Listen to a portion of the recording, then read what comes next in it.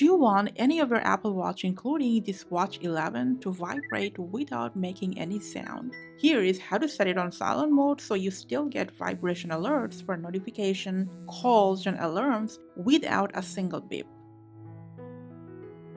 So first, let's go ahead and press on the crown. From there, go to settings, and then scroll down for sounds and haptics option. Now scroll down in here for haptics or vibration. First of all, make sure it's turned on, and you can select either default or prominent for a stronger feedback. But you know what? Your sound is still on. So all you gotta do is just go back to the sounds and haptics option, swipe up, and simply toggle on the silent mode. You can also turn on mute by pressing the power button and tapping on this bell icon. And if it's for an alarm, just open the alarm settings and make sure the breakthrough silent mode option is turned off. And that's it.